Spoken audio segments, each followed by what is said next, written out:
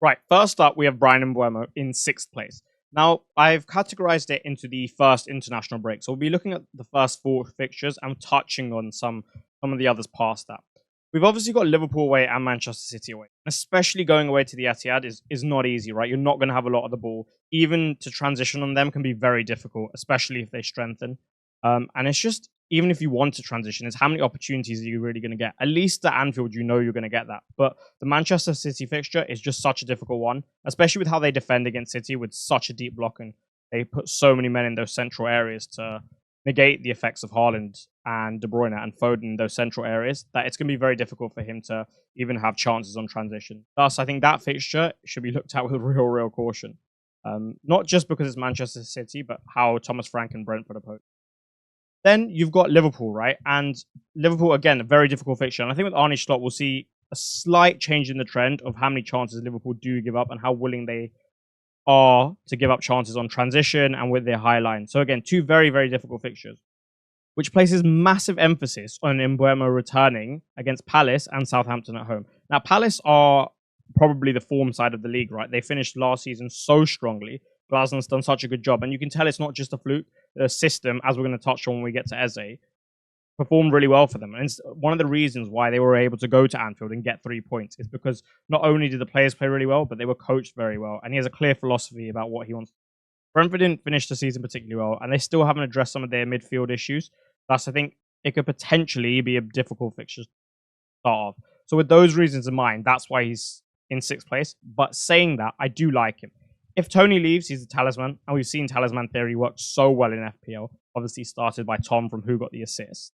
Now, for those of you who don't know what talisman theory is, it's pretty simple. It's essentially the best player on the team, the star player on the team, who has a lot of the ball. He takes free kicks, set pieces, penalties, and is just heavily involved with the game. And in a game like FPL, where that helps with the bonus system, but just to accumulate returns as well, just give him the higher volume of actions, attacking actions, that really helps.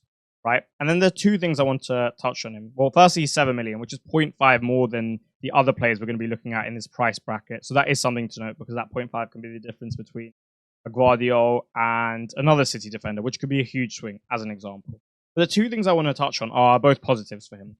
First of all, he was one of the players that I probably underappreciated at the start of last season. He is a very good player and a good technician. He's got the quality in the final third to deliver when he comes inside. Even if he's outside, he's good at controlling those wide zones. Good technical quality in small spaces. He can finish, and naturally, given he can take set pieces, he's a threat from deliveries into the box, from even open play as well, right? So he's got a lot going in for him in that sense. And the other thing is, even if Tony doesn't leave, Brentford had a big issue last year with the midfield, and it was something I spoke about prior to the season starting. Not only did they have problems with their pivot, but just their ability to progress from that midfield and the lack of creativity means that Mbeumo has a huge responsibility in the side to create for them, but also to get them up the pitch and just in general, even if that's through his carrying. So with that in mind and that responsibility, it is almost talismanic-like, and he will share some of those responsibilities with Tony. Thus, I think for FPL at least, that's a brilliant thing, and he could be a very good option. Right, moving on to number 5, and he's purely number 5 because, again, I don't love the fixtures. I think hosting Villa first up, they're on such a high, they've recruited pretty well, and then to have Manchester City in the first 4, it's just very difficult. So that's the only reason why he is 5th. Because I truly believe that out of all the 6 players mentioned here, in which there are some very good players, of all the talent, he is the best. And I think he, in world football, is such a valuable footballer to have in your team, right? We can speak about that another day in terms of his footballing qualities, but how does it relate to FPL? So, firstly, his ball striking is magnificent, right? And there's something that's probably going out of the game a little bit. I think it was more important, or it was at least more appreciated at an earlier age, whereby everything wasn't so professional. Systems weren't as good. There wasn't as little space as there is now. So now, if you can have someone with good ball striking, well, it's almost a necessity to score nowadays with how little space opposition provides you, even the quote-unquote worst opposition in the league. So he's got elite ball striking, which simply means that he can score you goals when he's in your... Secondly, given how comfortable he is in central zone, he's going to come inside, and that's just better for you as a manager. The more central your players are in general, especially the attackers, the closer proximity to goal.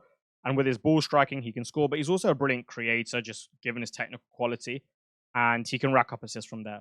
Most wingers nowadays are pretty much all inverted, and managers know this, right? Like how many people have Sane on the left and Sterling on the right. Normally, managers would have them the other way around.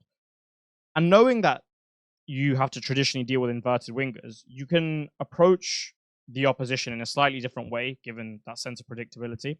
But with Kudus, it's a lot more difficult because he's fluid in his nature in terms of positioning, and he'll drift inside. Just given his quality, he can do that, and he can cause a lot of damage from both central zones and wide zones. Having that in your locker is brilliant for him because it means he can have chances that wingers aren't usually going to have. For example, right? Salah's a great example because he's similar to Kudus in the sense that if you bring him inside, he'll still be able to create something. But someone like maybe Grealish, as an example, who's a great player, who obviously hasn't looked as good given the Pep system, but still is a very good player. He's not as comfortable in those central zones, and his output is a reflection of that, right? Whereas Kudus doesn't have this issue. So you're essentially getting a top talent at 6.5, and I think just having that really helps. The good thing about the Villa fixture is at least there'll be space and there's a high line that you can exploit. Even Palace will press you quite intently, so again, you can exploit that, but just the fixtures aren't really there from an overall macro level perspective for him to be any higher. Expected minutes should no longer be an issue. I mean, top player, Moyes really shouldn't drop him. I imagine Bowen and him form some sort of partnership whereby if Kudus is playing on the right, he'll come inside or maybe even on the left. If not, Bowen can play up top. And he's 6.5 million, right? So you're saving on the likes of Eze and Mbeumo at least 0.5 million. Like I said, difference between a Guardiola and another City defender, which is huge in terms of expected minutes and attacking upside. At number 4, we have Nkunku. And similar to Kudus, he comes in at 6.5. And he's got Manchester City in the first 4. However, his fixture is slightly different because it gets significantly better after that. And plus, first game of the season, I think it's a good time to play City, if at all. And then even after that, he's got a good run. So he's got one of the better fixture sets out of most of the teams. And on top of that, they say fixtures breed form, right? So something to note. Now, in terms of expected minutes, I think in general, he should be fine. As long as he has a decent start to the season, I cannot see him getting dropped for the fact that he's, again, a very, very good player. He's had a long recovery, a long recovery, in the sense that the way the calendar's panned out, he wasn't forced to rush back.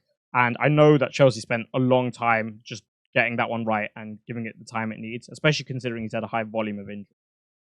Then he's versatile, right? So it's not like he's just gunning for one spot. If you want him as the 9, he can play as a 9. If you want him as a false 9, he can play as a false 9. Connect between the lines and drop in, but he can also be not so much a target man, but he can hold those type of positions. He can be a number 10. He can play as a second striker, which is probably his best role. And he can also play as a hybrid left winger with an overlapping fullback and him coming into the left half. So you have a lot of versatility from him, and that's really helpful in terms of FPL because you know that if one person's playing really well, it's not really going to keep him out the side. Plus, he is probably the elite talent in that front line.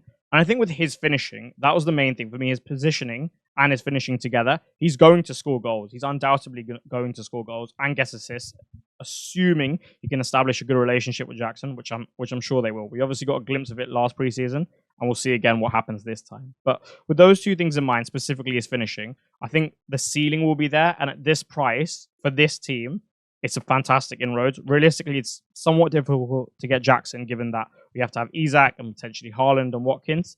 And then similarly, Palmer is 10.5 million. So given that price hike of 4 million, it's a nice spot whereby if we can get inroads to Chelsea and save 4 million, we can invest that elsewhere. Now, at number 3, we will have what I will describe as the people's favorite. Just judging by the ownership of this man already, he seems to be very, very popular, and that is Eberechi Eze. He's coming in at 7 million, so slightly more expensive than Kudus and Nkunku, but arguably the most reliable asset out of any of the players here. He's got a decent fixture on to start. I think having Leicester in there is nice, just a newly promoted side. And Brentford, with their struggles last season, especially given it's away, probably be a little bit more open opening day as well. So I think it's a decent fixture on for Eze, and we'll see where West Ham and Chelsea are at. It's quite difficult to predict those two. He is a talisman, and we've spoken so many times on this channel previously last season, but just in general on Twitter as well, how important being a talisman is in the side for FPL. I mean, he has penalties, he'll have some opinion over set pieces, he will have a huge amount of responsibility on the ball, and that's a big thing for me. I think given the volume of attacking actions will be so high, similar to Mbeumo, but even more so, you have a very good floor with these type of players. And at 7 million, if you can have a good floor, it allows for you to invest the money in the premiums and for them to really do the damage. And that's why I really, really like him. I bought him in for his 18-pointer on the last day of the season. And how many other £7 million assets really get you that? And I honestly don't think many. Sure, Mbeumo can, but apart from that, we've got a few that we're going to mention at the end. It's very difficult to hit that ceiling, but also to have that floor. We'll give you an example. Marcus Rashford, right? Great ceiling, but definitely got a low floor. Very inconsistent. especially as of late. Whereas he doesn't have that. So I think with the zone dominance, and what I mean by that is on that left-hand side, in that left half space, he really takes control of it, whether he's playing off the left, which he rarely does for Palace, or in that number 10 role. And I think that's really, really useful, given someone who has technical quality, so he can float. He can float and operate really well in small spaces, slightly bigger spaces, and he's a huge transitional threat anyway. So that's a big thing. The other thing is that Palace look in great form. They did at the end of last season. I think Glasner's system is quite helpful for Eze owners, simply because it's certainly a front foot type of system, right? He's not sitting back. He's trying to be proactive. And I think if you're going to provide Eze with those opportunities, for example, turnovers high over the pitch, all of these type of things really help just make him an even better asset. So it is something to consider. But with that all being said, you're wondering why is it third and not a second or first? And it's just because I think the money is so tight this year, especially if you've got a Haaland draft like the one I showed you guys yesterday, that in actual fact, that 0.5 that you save on the two that are coming will be super helpful. But to be honest, he could have gone second. I think second and third for me are interchangeable, but I'm quite set on the first man at the moment, which you will see in due course. Right, now I imagine this one will be the unpopular one in the bunch, and that's his Dominik Szoboszlai, which I think is fair. I think the protests are fair here. But to counter them, here's my counter. So firstly, if he plays it as number 10, it is a completely different ballgame. Last season, we saw him as an 8. And one thing here is he's not traditionally as much of a passer as other midfielders are. He prefers to carry. He's better at carrying, right? Simply given his strengths. So with that in mind, you probably saw one of the worst sets of Dominik Szoboszlai that you're going to see. One of the worst versions of Dominik Szoboszlai. So that's something to know. And maybe therefore your lens is slightly tinted with the performances of last season. However, at his previous club, where he's playing slightly more in position, and likewise for his country, in a slightly more second striker, number 10 type of role, that plays to his strengths. And I think with Arne Slot coming in, we could very much see that again. So, for example, he plays a 4-2-3-1, which can transition to a 4-3-3 at times, as he said himself. But let's just assume a 4-2-3-1 predominantly. With that in mind, you need a 10. And the way he uses his 10 is slightly more old school. He's a huge focal point in the side. And he's just very important for build-up, but also getting on the end of things. Which is not normally how we see 10s used today, but that's how Slot likes to use. That is Dominik Szoboszlai's bread and butter. And at 6.5 million, given he's got an engine on him as well, it will mean in a side that is definitely prioritizes counter-pressing, that his expected minutes will be quite solid. His ball striking is brilliant. And given he's going to be in closer proximity to goal, it won't be as crowded the area because he's not operating with 2 8s, it's just 1-10. Sure, he'll have the wingers coming inside. Sure, one of the 6 will progress up the pitch. But realistically, that's his zone to dominate. And with that all in mind, he'll be closer to goal. And thus, I think he can cash in on his ball striking. And his output's definitely going to increase. And also, just given the fact that he'll be closer to the 9, the wingers will be penetrating those half spaces to an extent, obviously slightly different to Klopp's system. Can rack up some assists as well. So that's all good in terms of his output. The last thing I like to talk about is how Szoboszlai goes from a 10 on the ball to essentially a 9 off the ball in a 4-4-2 pressing structure. We saw someone like Son profit from this when he scored his hat-trick away at Burnley, simply because when Spurs won the ball high up the pitch, he was there and he was able to be the outlet on the transition, and he was the one who was able to profit. And Szoboszlai, whilst he doesn't have the same speed as Son, nor the same finishing level, will at least be in the same zones to profit in a similar sort of way, even if that maybe be through assists and feeding Nunes. So that's just something to note as well, like especially with the way football's turning and becoming super transition-based, that is definitely a plus to have. Now, the person who gets the number 1 spot is Morgan Gibbs-White. And you may be surprised because you may think of the number 1 normally being associated to a slightly bigger name, for example, an Eze, a more established name. But I'm a really big fan of Gibbs-White. I think he's a really, really good player. And there are a few things which I really like. So firstly, he's 6.5 million, right? Again, I can say 0.5. Great. But what really has steered me here is the fixtures. Bournemouth at home, Southampton away, at Wolves at home. It's a really, really nice opening run. And Liverpool away, as we discussed with Bryan and Mbeumo, it's not the same as like going Arsenal away or City away. You have more of a chance to score a goal simply because of the way Liverpool play. Yes, they're not under Jurgen Klopp anymore, but to an extent, they will still have that level of susceptibility to transitions. And I think that's great. If you're going to have an attacker that's playing against them, if you want it against a top side, especially at the top 3, who are probably in a league of their own, it's probably the best one to have, okay?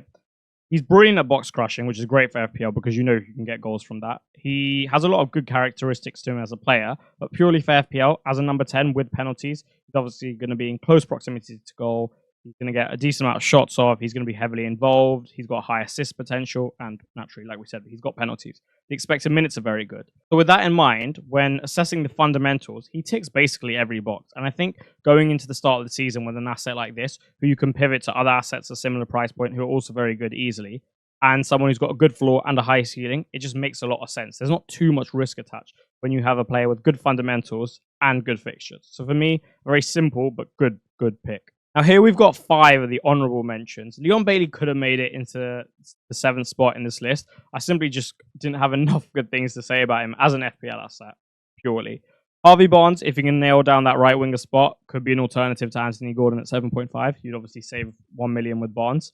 Brennan Johnson, similar to Barnes, if he can nail down a spot on the right wing, he's got a decent goal threat, so he could become an option. He was at points last season. Both Martinelli and Rashford are definitely in the same boat, in the sense that you get 2 elite level talents at 7 million. But the problem is both the system and expected minutes. Is Martinelli going to be forced out really wide? With Rashford's problems on and off the pitch, is he going to be playing every game? And really with these two, you just want them where they're constantly penetrating the half spaces. And that's where they're best, because they both have that finishing capability and that ball striking capability to rack up a really, really high ceiling in terms of points. So for me, this is very much a wait and see. If you can get one of them in and they're in good form, and their expected minutes are good, brilliant, especially if the system helps them. But if not, they're probably just avoids, because there are so many other good options at a price point. It's only going to really go one way with these two. Either they're going to be really good assets, or like last year, they're going to be pretty poor. And before you leave, a couple of things. Just like yesterday, again, you can get 50% off Fantasy Football Hub, which in today's world is fantastic, especially when you look at how cheap the price is. And you're getting so much value. All you have to do is you can click on the link in the description to see the value. There is so much you're getting for such a little amount of money. Definitely consider it. And we've obviously got my co-star there promoting the brand. And the other thing is, if you would like to join my FPL league, free to enter. It's a surprise league, so if you do really well, you'll get a nice amount of cash. I will put that in the description as well. That concludes today's video. Again, I will be back tomorrow for another one. I'm going to be uploading every single day of preseason. So please do consider subscribing if you enjoyed. And thank you very much for watching. I shall see you in the next one.